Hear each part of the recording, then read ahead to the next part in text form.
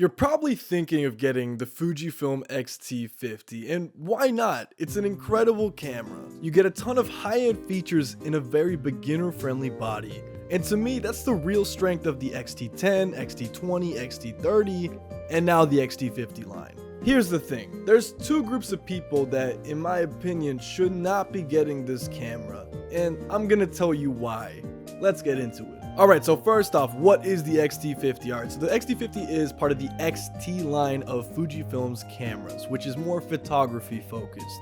It's part of the 5th generation, hence the 5, which is their latest, and it also has 10 at the end, which means that it's one step down from their top level flagship, the X-T5. Its predecessor was the X-T30 Mark II, which is kind of weird because they skipped the X-T40, but here we are. Why buy this thing? So for starters, it's got that 5th generation latest X-Trans sensor, 40 megapixels. This thing is going to give you incredible color, dynamic range, detail. It's their top level chip for a reason, and it's actually in their more expensive cameras as well. So you're kind of getting that high level product in something a lot more beginner, intermediate level friendly.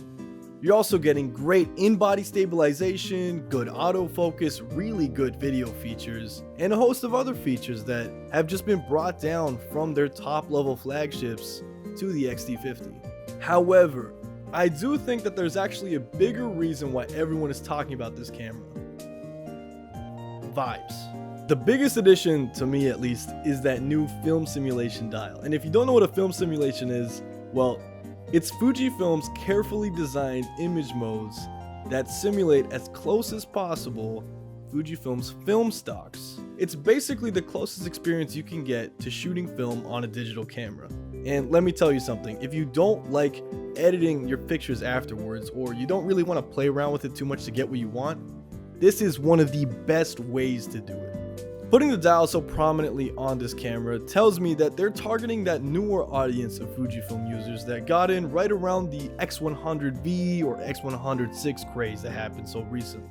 Chances are, if you're chasing the filmic look, you're into retro vibes, or maybe you just take digicams out when you're going out with your friends, you're part of that target audience. This is that first group I was referring to at the start of the video. You're interested in the film simulations, you don't own a lot of camera gear, you're somewhat of a beginner to intermediate level photographer, and you don't want to edit a ton afterwards. And the X-T50 sounds really good for that target audience. I mean, it's compact enough to fit in your jacket pocket. It has all of the modern, Fujifilm film simulations.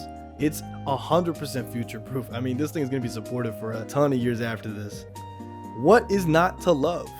Well, in my opinion, it's the pricing. This is not a cheap camera at $1,400 USD. For a device that's kind of marketed as an entryway into Fujifilm and enthusiast level photography, it's kind of pricey, and in some ways is a lot of camera to handle even with a lot of those beginner targeted features. If you're absolutely dead set on this camera and you've done your research, be my guest. This is going to be an incredible camera to handle, and I envy you. But I would not recommend this camera as a starter device. Instead, let me suggest the Fujifilm X-T2. Okay, just hear me out here. Despite being made in 2016, the X-T2 has everything you want in a camera. Alright, for starters, you want film simulations? The X-T2 has got them, absolutely. Every single picture in this video was taken using my X-T1. In pretty much every single way, the X-T2 directly approved on the X-T1. If you're into that filmic vibe, megapixels are not what you're looking for in a camera. In fact, if you are going to be shooting in such high resolution, your SD cards are going to be filling up really quick compared to if you're shooting something with, for example, a 16 megapixel sensor, like the X-T1 even. The fact of the matter is, the images are literally twice as large, and if you're not going to be printing them out or cropping in or doing a lot of edits in post, there's no discernible benefit to it for you. If you're looking for portability, the XT bodies are built like absolute tanks, and for the record here, I actually have an optional hand grip on that makes this thing a lot heavier. But even then, I mean, I have pretty much no qualms against throwing this thing in my bag, although I probably wouldn't do it, to be honest with you. They are completely weather sealed, which is so great, especially when you're shooting in the rain in a city or a rainy city like mine. It's definitely saved me so many more times than, my other Sony cameras, for example. They're also incredibly fun to use. The manual dials on the top of this camera give the same feeling of a perfectly designed keyboard click. It's just that immensely pleasurable tactile feeling of just doing a fine adjustment with just enough feedback that you know exactly what you're doing every single time. I don't need to look at the actual text on top of the camera to figure out what I'm shooting, or even the viewfinder or anything. I know exactly what I'm doing because, 1, 2 clicks, there we go. I'm at +2 exposure. It's so satisfying. It gives you the classic feeling of shooting a film camera without all the fuss of shooting film. Honestly, if you want to shoot full auto, just go ahead, set everything to auto. It's going to work perfectly fine. And with that exposure compensation dial, if you want to make it darker or brighter, you can basically just tell the camera to do that and not have to worry about any of the details without compromising your image quality. The only place where the X-T2 really lags behind, in my opinion, is image stabilization. But here's the thing, you can use all this money you just saved on buying a stabilized lens. It's not a perfect solution, and in-body stabilization is definitely better than in-lens stabilization, but it definitely helps. Lenses are so overlooked when it comes to recommending people camera setups on budgets, and I think it's criminal.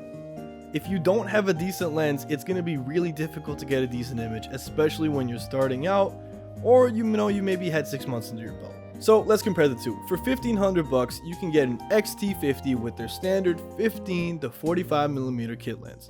It's not especially fast of a lens. I wouldn't even call it amazing, but it's definitely good and serviceable, and it's definitely going to work in a lot of situations. I picked that lens up for about $125 used, which kind of makes the bundle not a bad deal.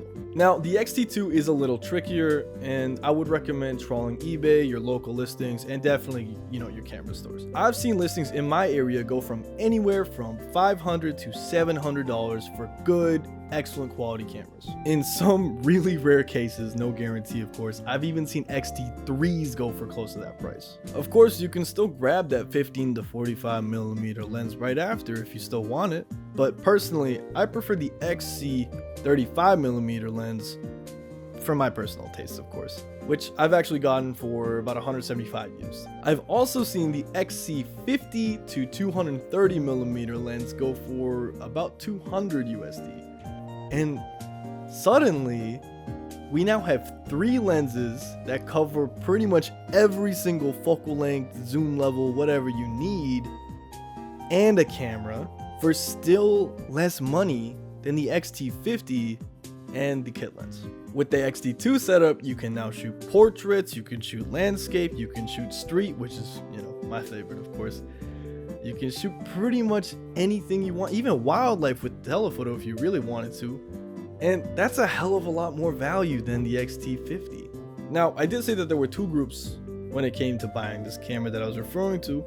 And the second group is people who actually took my advice or something close to it and got an older X-T body and shot around with it for a year, maybe 2, maybe 3, and were really happy with it. Maybe they have lenses for it, and now they're looking to finally step up. Maybe they're looking for more megapixels to crop in with, maybe better video capabilities, maybe even just that IBIS, that in-body stabilization that everyone craves. I get it. I want it too. You definitely have all those Fuji lenses that I was talking about, or Fuji X-mount lenses, whatever you have. And that's a really powerful tool when you're going shopping, is not having to switch lenses or buy new lenses. So you want a new Fuji body. What do you get? Is it the X-T50? Still no, in my opinion. I don't think you should get it. I mean, don't get me wrong here. If you're looking for a more premium but still casual experience, the X-T50 is wonderful. Obviously, you know your shooting habits way more than I do. But I get the sneaking suspicion that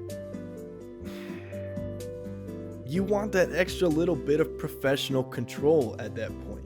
You want to move up. You don't want to do a lateral move. You don't want a horizontal upgrade. You want a vertical one.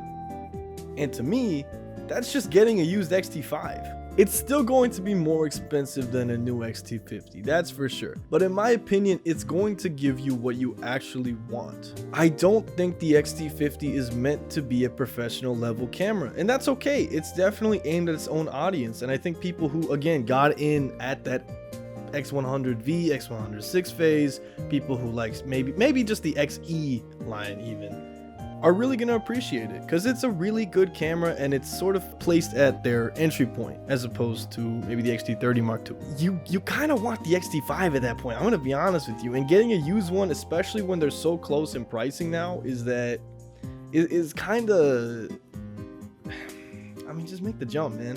It's honestly a bit strange to me how close they are in pricing, although you do get a lot of the same stuff from the X-T5 in the X-T50, so I suppose in some small way it does make sense. All in all, the X-T50 looks like a really compelling package for those who I would describe as casual enthusiasts. I recommend it to people who are looking to enhance their experience as photographers. It's somewhat similar to the X100 series, but in a much more affordable package and much more customizable. You can pick your lens, you can get a zoom on it. It's definitely more beginner friendly. Understated, but it packs a ton of power underneath that hood.